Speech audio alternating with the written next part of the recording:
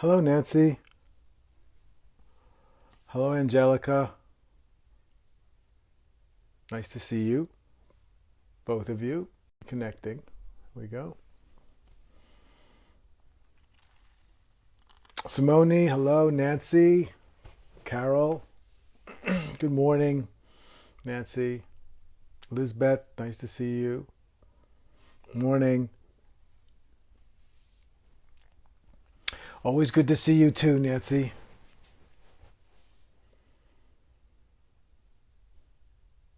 Hey, Simone, nice to see you.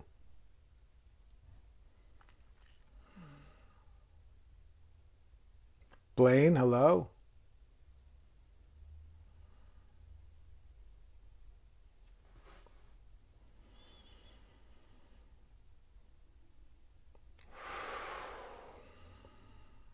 So why don't we just sit quietly for a moment?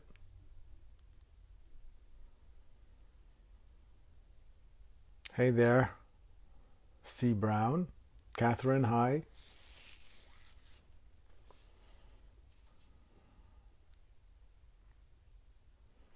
So wherever you are, if you could just sit quietly and uh, relax.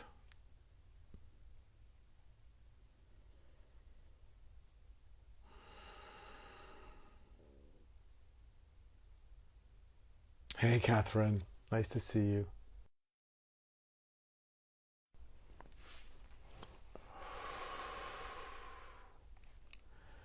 Just allow yourself to slow down.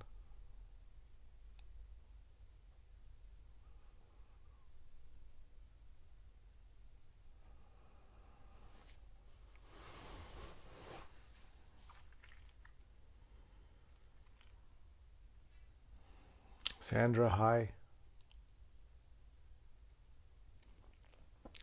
By the way, while I'm remembering, I want to let you all know that next week, during my stream on the 7th, November 7th, I will be joined by Barrett Self of Relax Now.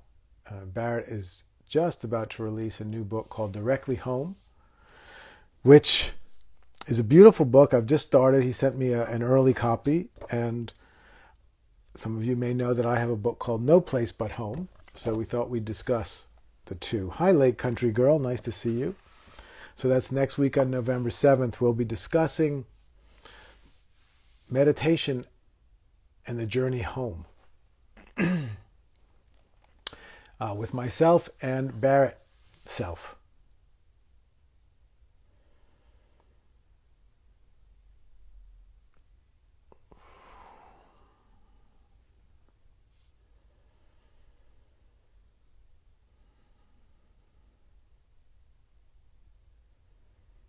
This morning, I'm very much thinking about the mystery of being human. Oh, Snow White, I was hoping you would join. Nice to see you.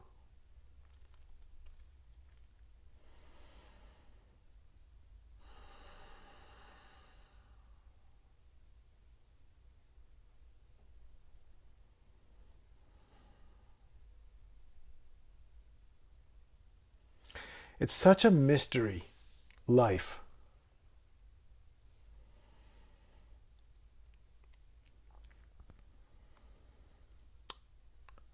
Hello, Wise. You know, if you look at everything that we know, oh, I love having you here. It's like a thin skin. You know, maybe our planet is a metaphor for this because they say I have not been off planet, but those who have been off planet, and one of those recently was William Shatner, supposedly. William Shatner got a trip, I think, on one of Elon Musk's. Hey, Frenzy, nice to see you.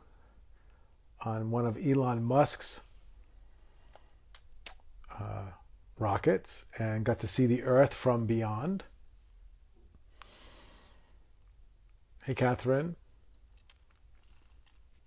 And, one of the things that he said was, it's amazing, and I've heard this from other astronauts who go off world, it's amazing to see how thin a layer the biosphere actually is. You've got this huge planet, and it's literally just this little skin on the outside. Hi, Lori, which is where life happens. It seems, high. The sky seems high when you're down here and you're human size, but when you're off planet and you see the whole thing, hi there, Sedona, you see it's just literally a little skin. Hey, Lori, it's like the skin of an apple or something. That's the thickness of the biosphere. It's just hardly anything. It's just a little hover of air around the planet.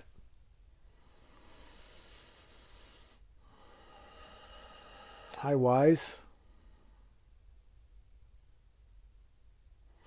And similarly,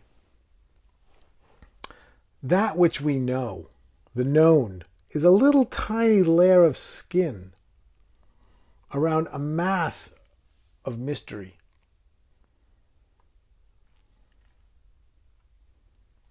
But we cling to the known.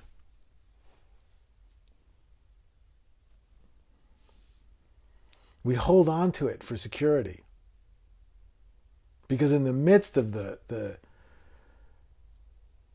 massive unknown, we find it too afraid. Daniel, thank you, sir. Thank you so much, AKA. I knew who that was, but I can't poke on your picture and then blow it up so I can see you. So I have to go with memory. I don't think I have a copy. I have a copy somewhere, but I don't know where. In his classic novel, Moby Dick. Who wrote Moby Dick? My mind just went blank. I've even been to his house out in Western Massachusetts. Herman Melville. In his classic novel, Moby Dick, Herman Melville writes about this by describing how he uses the metaphor as the ocean. And the ocean is the vast unknown, the almost limitless unknown. And the known is just the coast. Melville, yes, thank you, Catherine.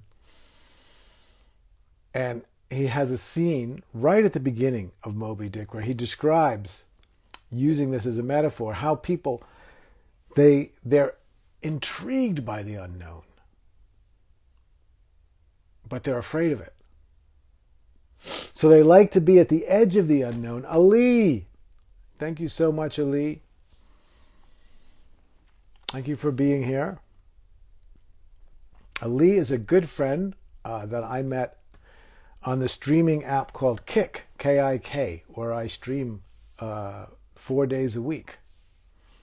And that's where I got started streaming before I came here. And I met Ali there, and she was one of the people who has helped me understand the value of streaming. Hello, Ali. Nice to see you.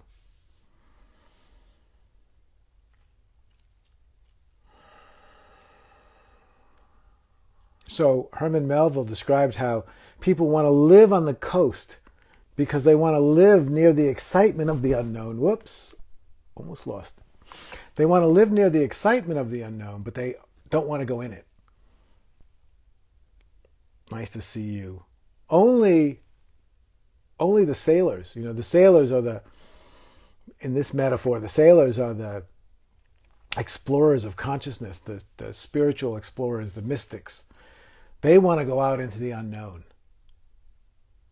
They want to experience what's there beyond what we can see.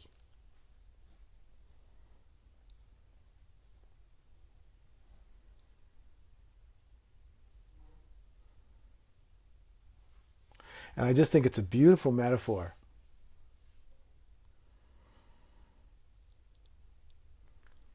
And we can see ourselves in it. There's a part of everyone here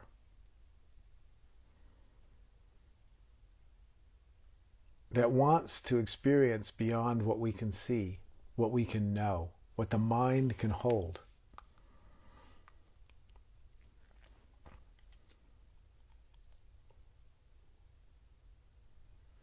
The mind, the mind is our developed cognitive faculties, right? The mind is that part of our consciousness that we can understand. But we can't understand much. We can experience much more than we can understand. I mean, I don't know. Let's say if you could experience, you can experience 100% of what is real. Maybe we can only understand 1%. Supriya, so nice to see you here. Thank you so much. So Priya is a friend and a pranayama teacher. She and I will be doing a retreat together in December, combining meditation and pranayama and contemplation and all kinds of things. So it's great to see you, Supriya. So the mind, in order to create a comprehensible reality, has to take in sense experience, filter it, shuffle it, turn it into words that are understandable. And that's the part of consciousness that we are trained to focus on, almost exclusively, the known.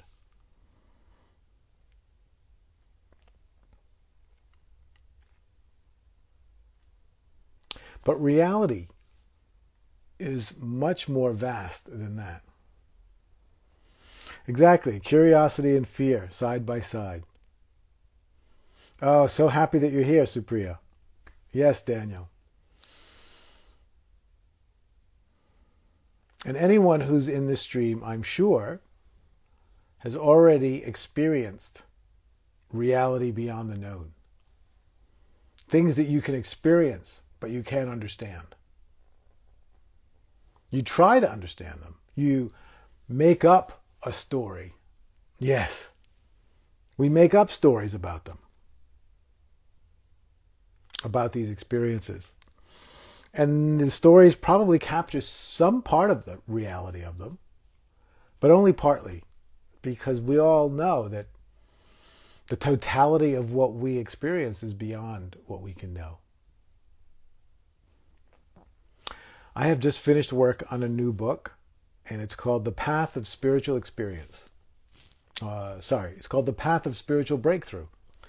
And it's exactly about this. It'll come out in December. And it's exactly about the fact that we have experiences that break us through beyond the known into realms that we can't know, that are incomprehensible.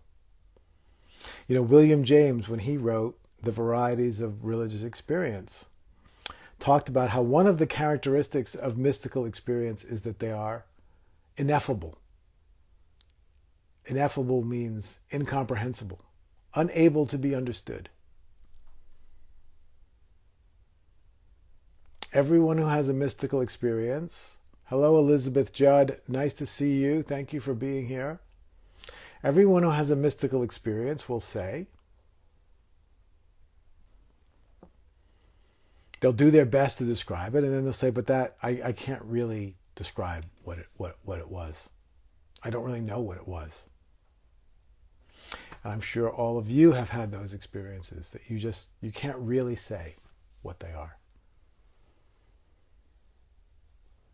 And so in the book that I wrote, The Path of Spiritual Breakthrough, I talk about how, although we can't know what those experiences are, there is something about being human which makes it impossible for us not to generate some understanding. We literally cannot generate some understanding of them.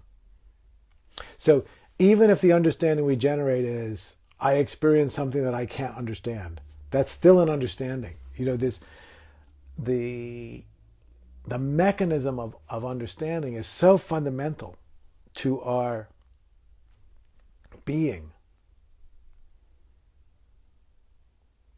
that it's virtually unavoidable.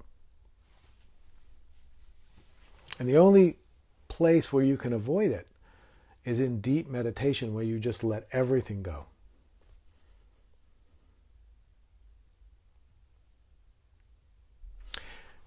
Knowing that you don't know is just as much a kind of knowing as knowing what you do know. Often we mistakenly think that because we know that we don't know, that somehow that's the unknown. Oh, I'm sure your dreams are often mystical, late country girl. But knowing that we don't know is a knowing. Hi, Nancy. Hey, nice to see you.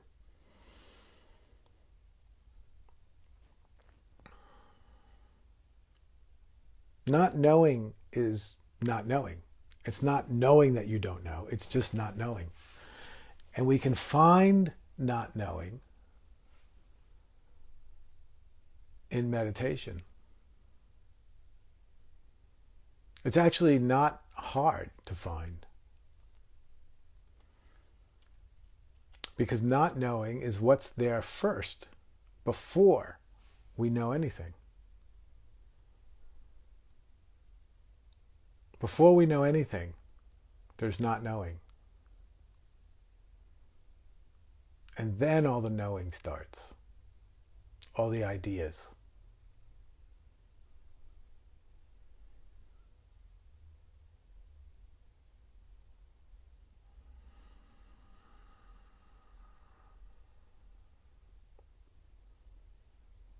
So please take a moment to relax.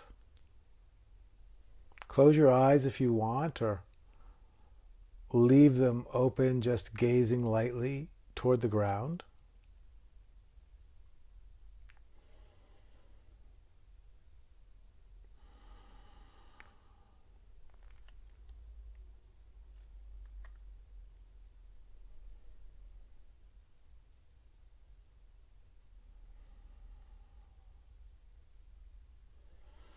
And see if you can find that place before anything is known where you simply don't know anything.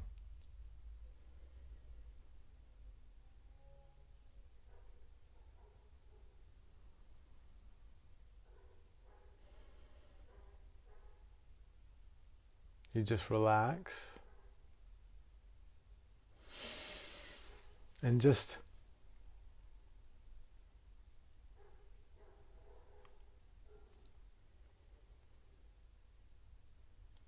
allow your attention not to rest, not to touch any idea. Allow it to just float in space where there's no ideas.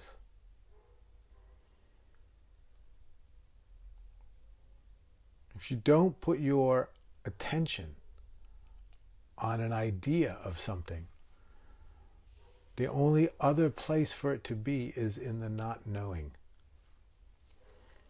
the emptiness.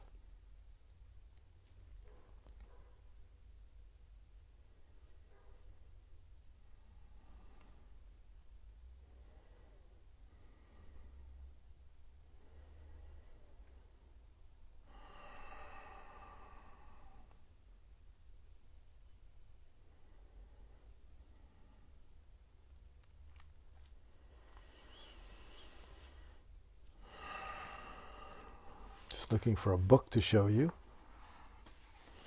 One of my truly favorite spiritual classics, The Cloud of Unknowing. It's a medieval Christian mystical text written by nobody knows who, someone who's anonymous. It is just a magnificent book. And this is my very favorite passage from The Cloud of Unknowing. Those of you who have done any work in centering prayer that was developed by Father Thomas Keating, the Catholic monk, centering prayer, Cynthia Brigeaud is also a proponent of centering prayer. It's based in the teachings of the Cloud of Unknowing, because this is a profound medieval meditation manual, you could say. So he's talking about the work of unknowing, and that's basically what we're talking about. Unknowing. How do you strip away all the known? And in this passage, he or she, I assume it's a he, but who knows? It's anonymous. I wrote a novel recently called Transcendental Awakening, and this book figures in the novel. And in the novel, I envisioned the author of this book to be a woman, a very powerfully psychic woman of the Middle Ages. It's a fictional work, of course, called Transcendental Awakening. So in here, it says, contrary to what some people think, Laura Lee and Lord of the Lair, nice to see you both. Laura Lee, so nice. I'm reading from the Cloud of Unknowing. Contrary to what some people think, this work does not take a long time to complete, for it is the shortest work that one can imagine. Thank you. It is neither longer nor shorter than an atom, and that, according to the definition of distinguished astronomers, is the smallest particle of time. It is so small that because of its minuteness, it is indivisible and nearly incomprehensible.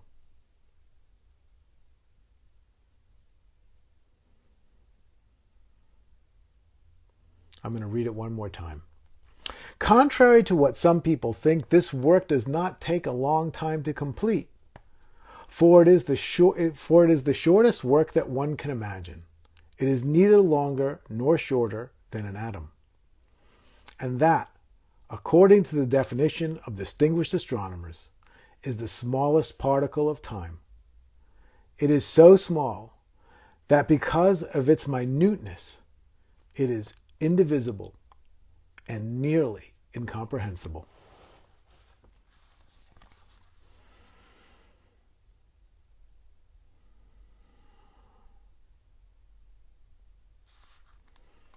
So many good quotes in this book. I'm just going to share one more. Pay good attention to the way in which you spend time, for there is nothing more precious. In a split second, heaven can be won or lost.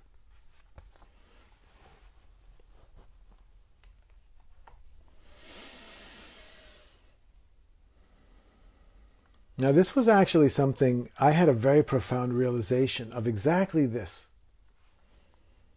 many years ago. And then later, when I read The Cloud of Unknowing, I realized that this little book from the Middle Ages was illuminating, sorry, just putting this away, it was illuminating exactly the realization I had had. And that realization is simply that meditation happens. It doesn't happen in any amount of time.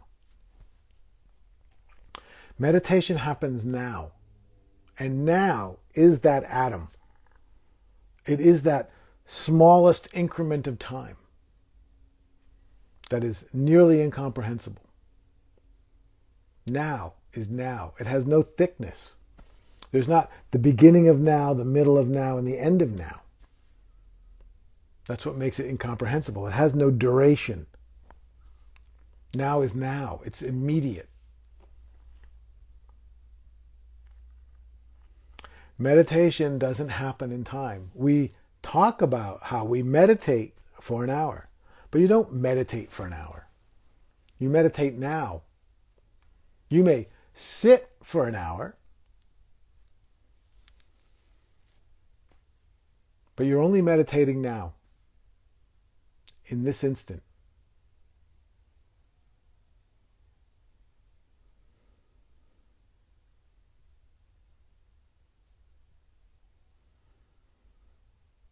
You see?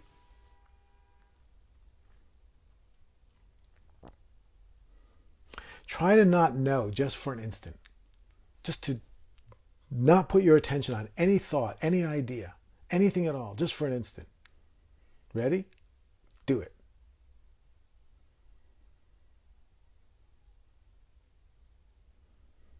Could you do it?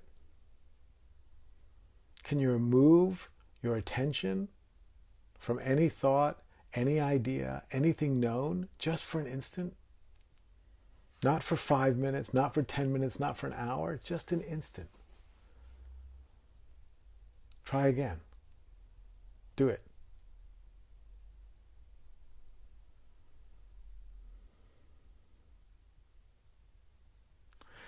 It's a little bit like just for a moment, just unfocusing your awareness, just letting it just poof. Can you do it? Did you find it possible to do for just an instant?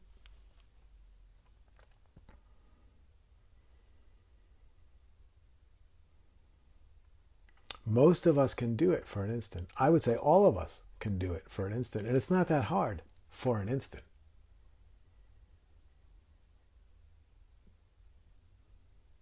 It gets harder. Yes. Hi, Keith. So nice to see you. It gets harder when we want to do it for 10 minutes, for 20 minutes, for an hour. We think, oh, that's hard. But if we're thinking that way, we're not thinking in a way that's very useful. You never meditate for an hour or 30 minutes or 20 minutes or 10 minutes or 5 minutes or even a minute. You only meditate now, this instant. There's no beginning or end to meditation because there's no duration to now. There is not a beginning of now, a middle of now, an end of now. There's just now.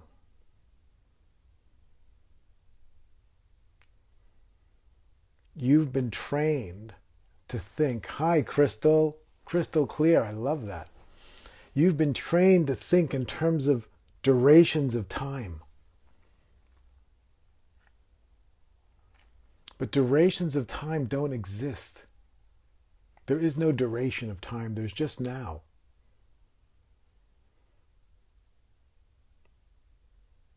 The sense of duration is a mental concept. It's an idea that we overlay. We create a model that says that this memory points to the past and this possibility could happen in the future, and that time is passing in between. But you never see time passing, do you? You never experience duration. You only experience now.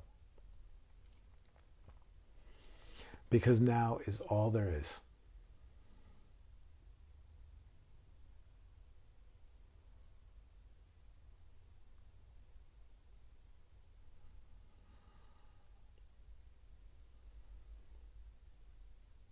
So as the cloud of unknowing says, this work is the shortest work there is because it only happens now. It can only be accomplished now, in this instant.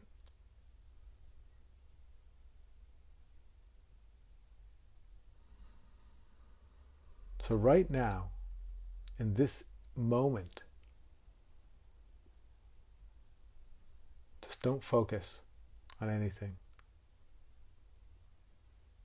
Don't allow your attention to settle on any idea at all.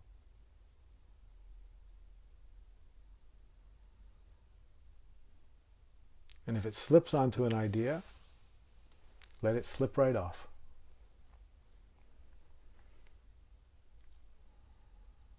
And relax.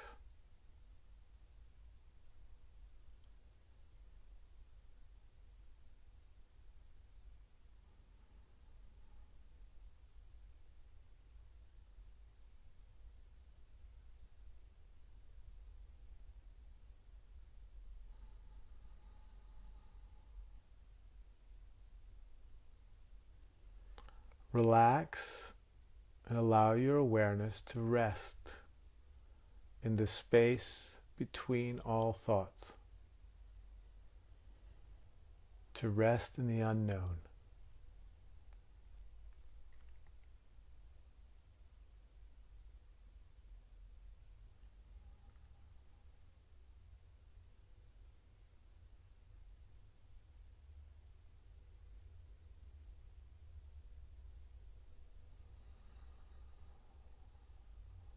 Just rest in the unknown quality, the incomprehensible quality of now.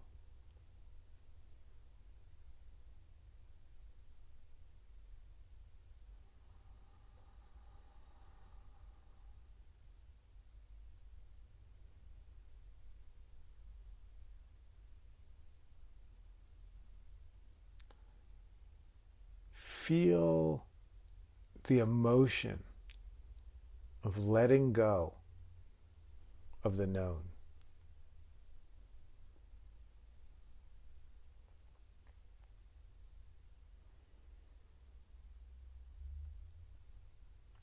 It's thrilling and it's scary at the same time.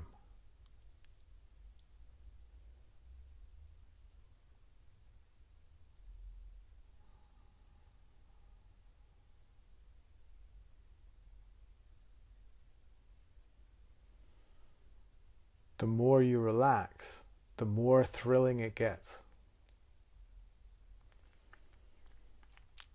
You relax into the not knowing and it gets more and more thrilling. It's like you're escaping from prison, the prison of the known.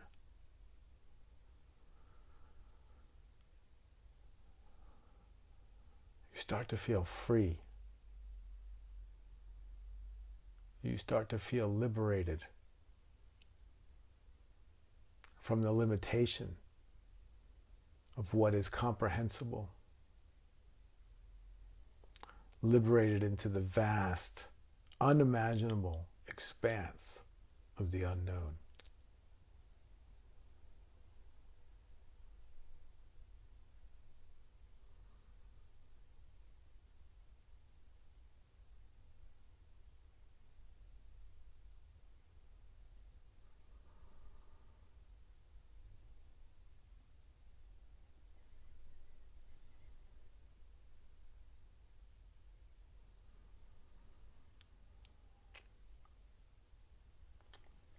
Allow yourself to feel the incredible depth of the meditation we are in together.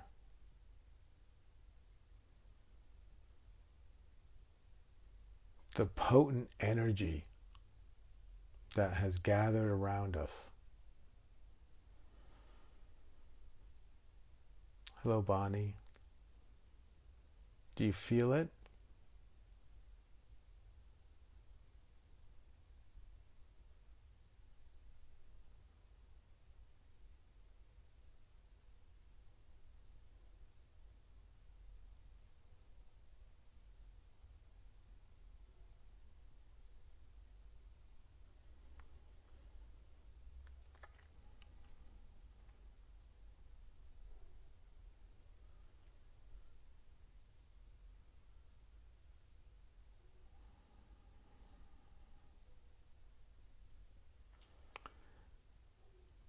You start to feel that you might just slip away forever.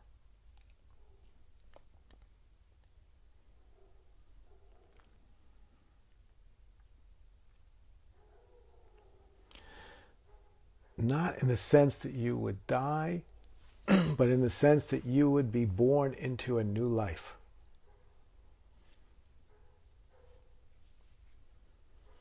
It's like you've lived your whole life in a small room.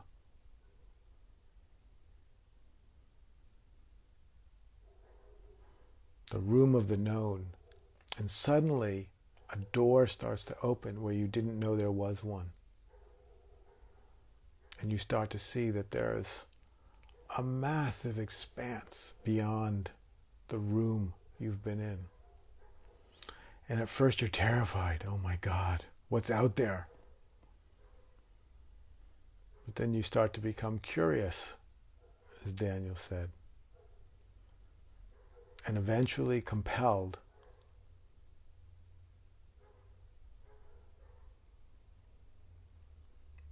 until in the end you are passionately excited about living the rest of your life in the freedom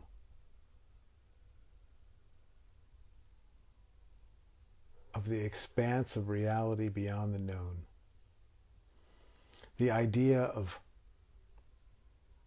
confining yourself to that one small space feels totally suffocating.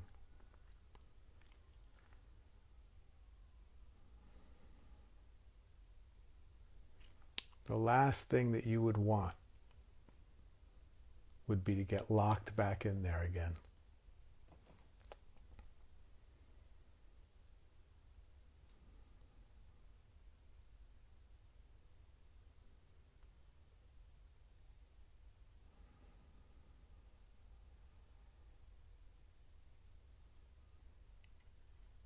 Do you understand what I'm saying? Do you know what I'm talking about?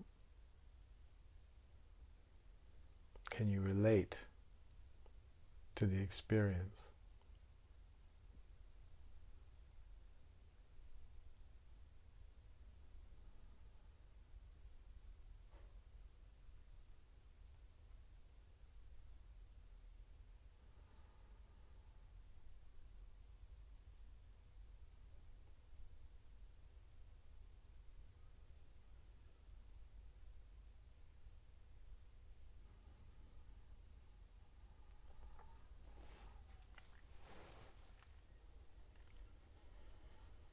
Just sit, everyone.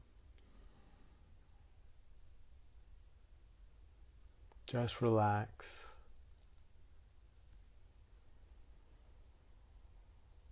Allow your attention to drift in the unknown space between all thoughts and feelings.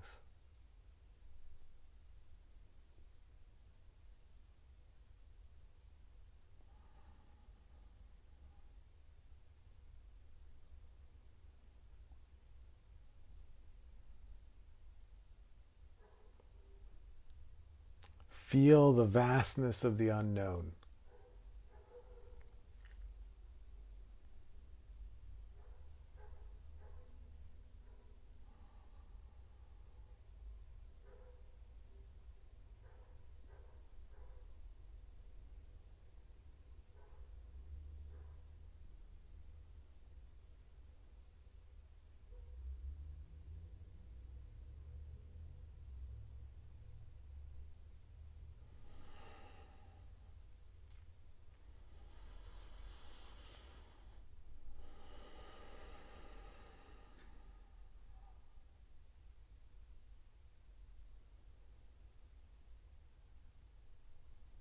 We are much more than what we know.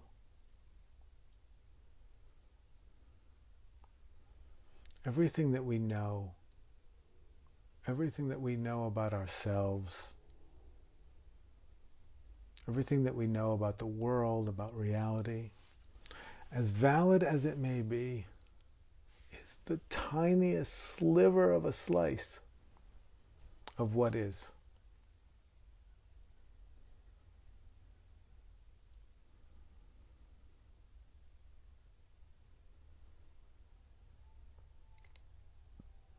It's the smallest, merest part of an immense reality. And you are not just a thing in that reality. You are that reality. You and I are the real. We are not separate. There is nothing separate from us.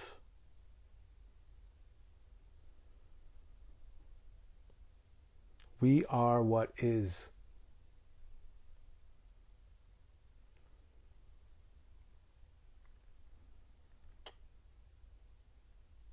We are not limited in any way. We are not separate in any way. We are what is. Can you feel it? Can you feel what we are? Are you willing? Or is it too much?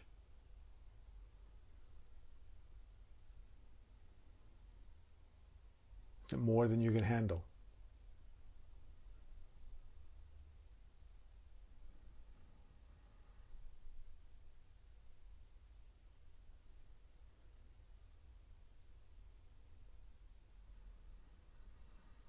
Sometimes in the face of the vastness, we're tempted to run back into the little room of the known and slam the door.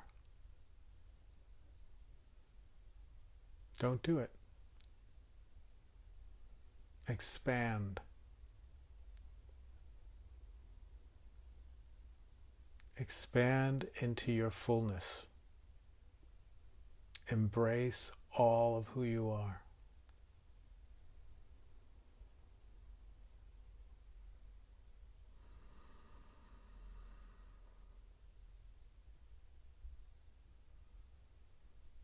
You and I and everyone else is one. Infinite, eternal beingness. Embrace that.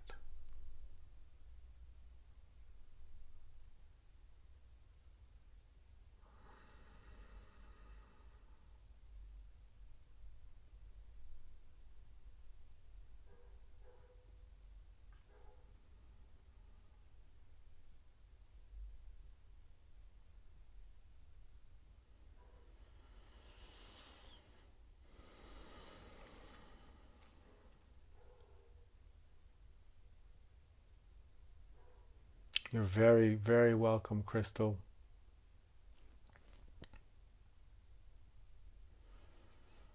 Do you feel the ecstasy of the truth? The truth is ecstatic.